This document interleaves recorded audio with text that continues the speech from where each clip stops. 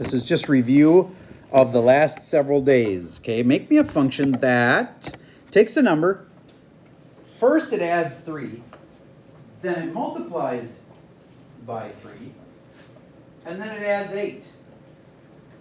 First it adds 3. It has to add the 3 first. Then it multiplies by 3. And last, divides by 8. Now, what did I say? Add 8 at the end? Sorry, adds 8 at the end. It has to do it in that order. So when you're playing around with order, what am I really talking about, Mr. Becker? How do you change order on a math problem? Parentheses. Good. All right. So I want you to compare your function with the kid sitting next to you. I'm going to pause for a second. Plus x parentheses times 3 plus 8. And I will double check it to make sure it does it in the right order. So if I put a number into it, like let's say I put in 2, it would add 3 first. That's what it's supposed to do. Then it would times next. Yep. And then it would add 8. So you got it exactly right. All right. Now I'd like you to use that function, and don't put in 2. That's a little too boring. I want you to put in c plus 1. So what I'm asking you to do is find f of c plus 1. This is where that being careful thing starts. Do you remember me telling you this next test would be like a careful test? Because there's so many little mistakes you can make with negatives and stuff. Right now this one's easy peasy because it's only adding and multiplying. So put a c plus 1 right where the x was. But then you can add some things together in there, right? Like the 3 and the 1 can go together. And then you can times everything by 3. And then you can add 8. All right, get the final answer. And again, compare with the kid next to you. I'm going to pause while you try that. So once you put in a c plus 1, you end up getting 3 plus 1 makes the 4, sorry. So we have c plus 4 here. And then we times it by 3. And then add 8. Next, I'm going to go up here, 3c plus 12 plus 8, 3c plus 20. Raise your hand if you had. 3c plus 20. Okay, good. Then, here's something that's like that, but it's far more complicated. So far today, typically only half the kids pull this off without a mistake. This is the true careful test. We're going to start with this function. F of x is equal to 3x squared minus 5x. Then I want you to find f of x plus h. So that's what you stick in where the x is. And that wouldn't be that bad. It's bad enough because you got to put it in 2 spots. You know, there's 2 x's. Got to put it in here and here. But I also want you to figure out minus f of x. When you put that all together, your answers will have h's in them. And it'll be like 3h squared plus 2xh, that kind of thing.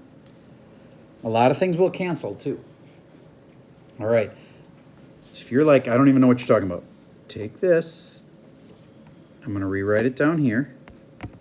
And I'm going to replace the x's with an empty parenthesis. That's really important. Did you hear me on that?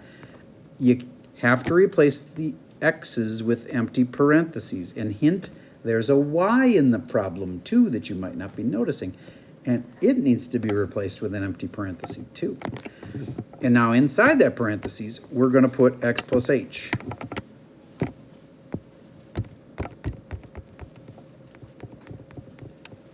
That was your first step if you didn't know how to start. Then you got to subtract f of x at the end of the whole thing. And then you got to multiply it all out. And it's a careful test. Be very careful. If you do it right, a lot of things are going to cancel. All you can do is try hardest. Do your best. Okay, let's see how you did. I'm going to go kind of fast, but you might not even be done. Here we go. 3x plus h and another x plus h, and then minus 5x minus 5h. I've distributed that out. Now I'm going to go minus the f of x. Notice me putting it in parentheses. I bet a lot of you forgot those parentheses. Minus 3x squared minus 5x has to be in parentheses. Why? Because otherwise you're just randomly subtracting the first number and you're not subtracting the other stuff. You got to put it in parentheses so that the negative will distribute. If you didn't do that, go back and fix it. Now, I got 3x squared plus 2hx, or xh, plus h squared. And then minus 5x minus 5h minus 3x squared plus 5x. And again, that's all it would take. You forgot the parentheses, then you wouldn't have had a plus there. Next, I'm distributing this out. 3x squared plus 6xh, or hx, plus 3h squared minus 5x minus 5h minus 3x squared plus 5x. If you've stuck with it this long, you probably got it. 3x squared and the negative 3x squared canceled. Pro tip, if stuff doesn't cancel at the end, you know you screwed something up. Those cancel, these cancel, and the things that didn't cancel have the h's in them. I'm going to move this to the front. 3h squared, you don't have to, minus 6hx, that could have been first, minus 5h, there it is. Who passed the careful test? And that's like almost every hour today, less than half of you. Now look at it close. Do you get why I'm going to have some people that get this wrong on Friday? Is the test tomorrow? No, we got 2 more days to review. 2 more days. Yes? In the line where you're canceling stuff out, Yep. 6hx is positive. Oh, thank you. Thank you. I should have been more careful right there. That was a plus sign, so that means this is a plus sign. Sorry about that. And Mr. Server would have lost 5%. Dang. But I was going really fast. Okay. So that is one we definitely have to practice because a lot of people struggle with the algebra on that. Do you get that was just algebra? That's all it was. There was nothing really complicated. It was distributing stuff, combining like terms, being careful with the order, parentheses. Yeah, let's have somebody shut the door.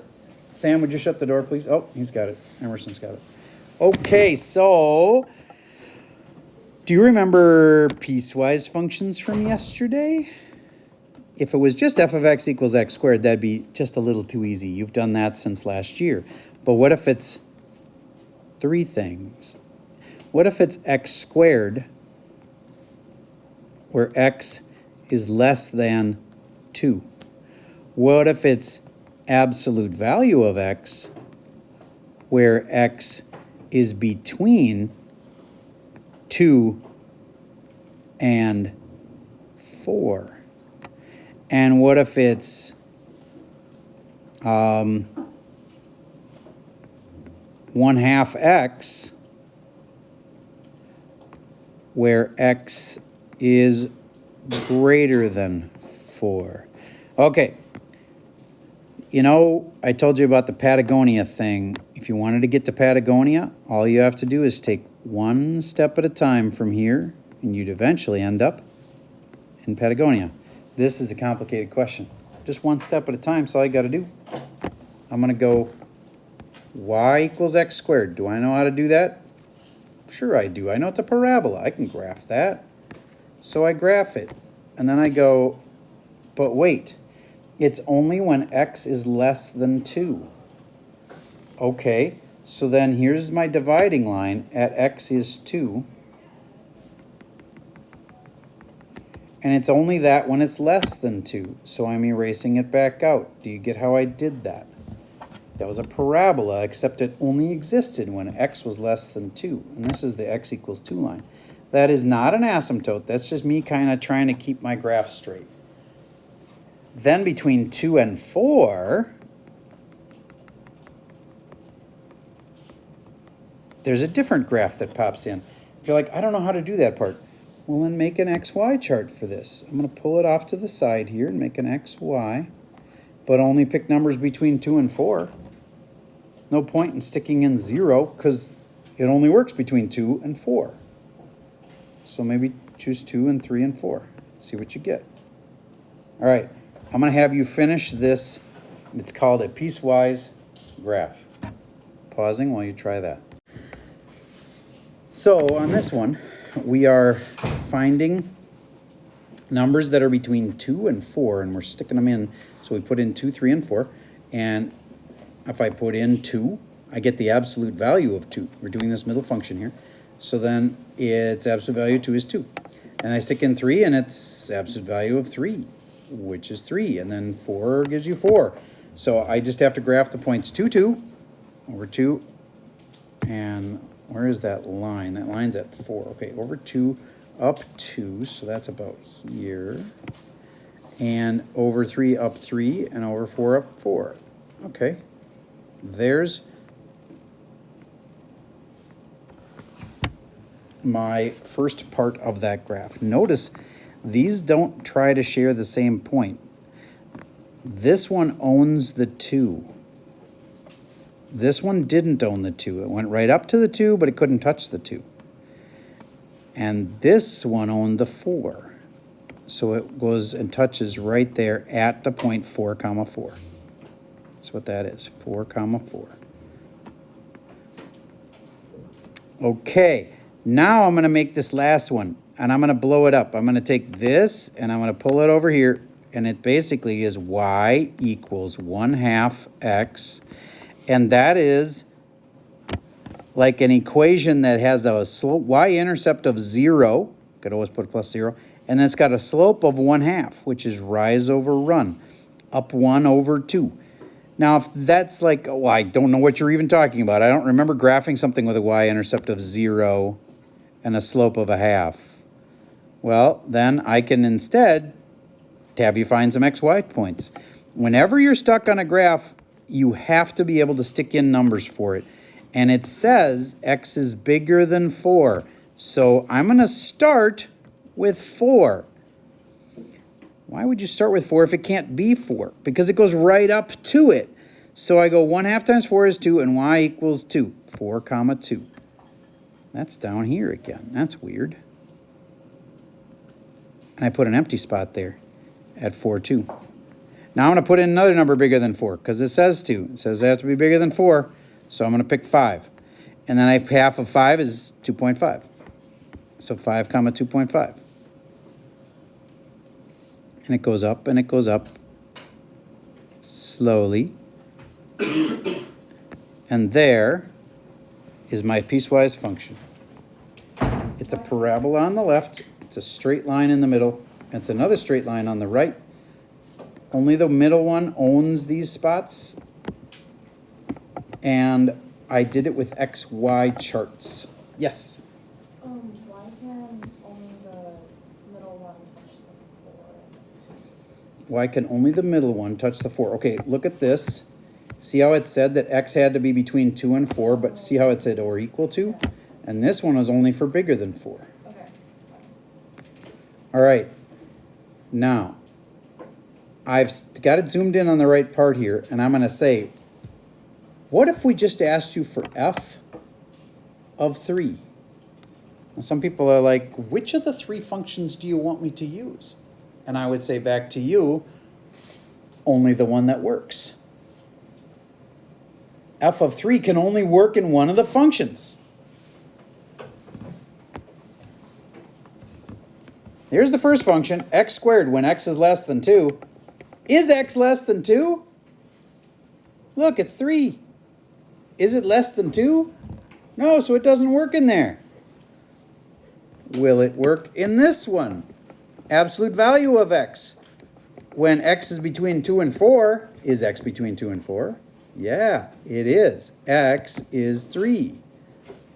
So 3 is between 2 and 4. So it works in that function.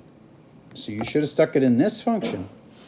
And you would get the absolute value of 3, which is 3. How many of you had 3? Okay, then, pay attention. I'm going to give you a new one. We're doing one more like that because you guys need to get that. And we're not going to graph the whole thing.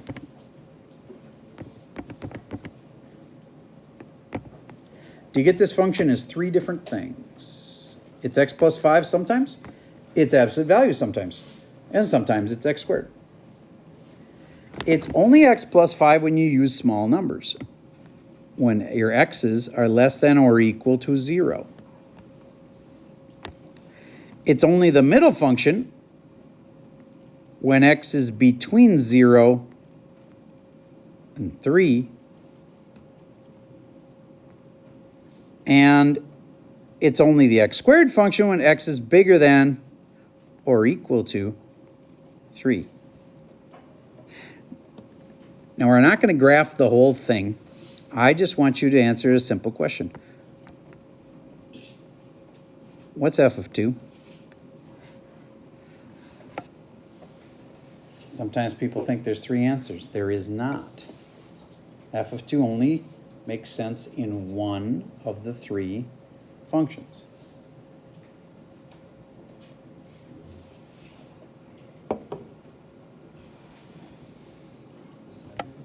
Yep. Because ask yourself, it's saying x is 2, right? Can you do that when x is less than 0? No, it's supposed to only be for things less than 0. This is 2. Can you do it when it's between 0 and 3? Yes, 2 is between 0 and 3, so it's this one. So it's the absolute value of the 2, and what is the answer? 2. All right, let's do one last one like that. What's f of 9?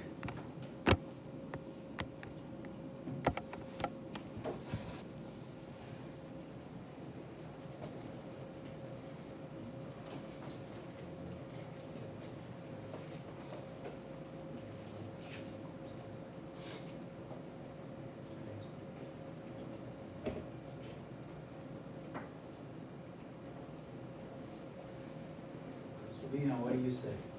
81. Raise your hand if you had 81. Okay, cool. Caught on to that one. Good. All right. So there's quite a few topics that are on this coming test.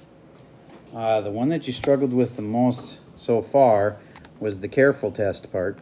Let's see if you can handle the one last thing. Here's a function. What's its implied domain? Like, I didn't say x had to be between here and here, but there is limits on what x can be. Try to figure out the implied domain here. So I'm hoping you remembered that if you can factor it, you should. And you should have just factored that into 1 over x plus 5 and x minus 5. Now, if you have a 1 on top, that means this is the denominator, which means you can't afford to let it be 0. Do you get x equals negative 5 would cause a problem? So we want to say x is not equal to negative 5 and x is not equal to 5. And then, if you left it that way, sad, I'm sorry, but you had to say what you can safely feed this function. And you can safely feed it everything except negative 5 and 5. So you should have done this. Make note of that yourself. If you just listed what it can't be, you did the opposite of the domain. The domain is what you can safely put in the function. Did anybody have that exactly right? Only a couple people. Okay. Bet you won't make that same mistake this time. You ready? Last one. F of x equals square root of 2x plus 1 over x squared minus 7x minus 8.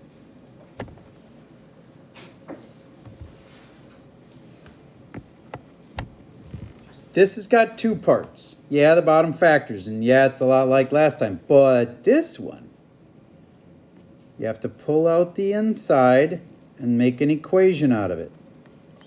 Somebody help. What's that supposed to be set to what? Compared to 0 somehow? Is it equal to 0? No, it's what?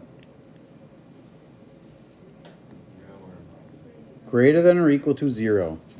The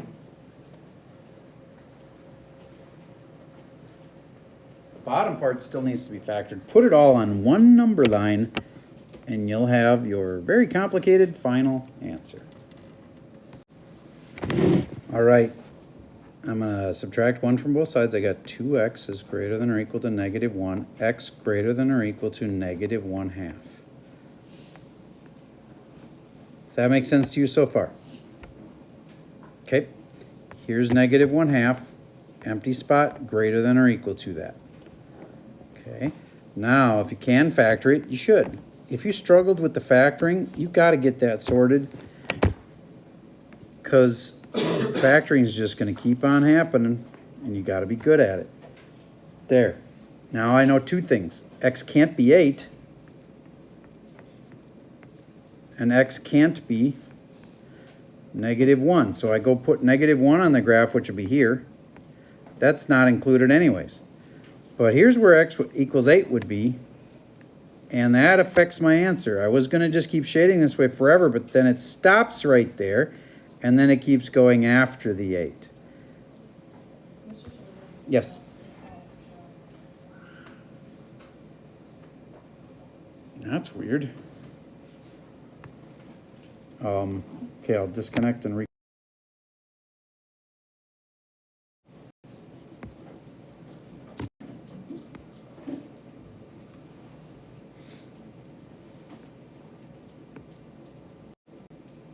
There we go. Thank you. So it's between negative 1/2 and 8, and then from 8 to infinity. Why doesn't it go past like negative 1? Because the shading on the negative 1/2 was bigger than that. So it had to stay bigger than negative 1/2. Oh, okay. Bigger than negative 1/2 goes to the right. Yes? In our final answer, do you want us to keep that negative 1? Not necessary. You can, but you don't have to. I like the answers just left that way, but some people really like to see it this way. Okay, fine. Negative 1/2 bracket to 8 parenthesis union 8 to infinity. That's an option. Could have written it that way. Okay, it's a lot, but now we've covered everything you need to know for the test twice.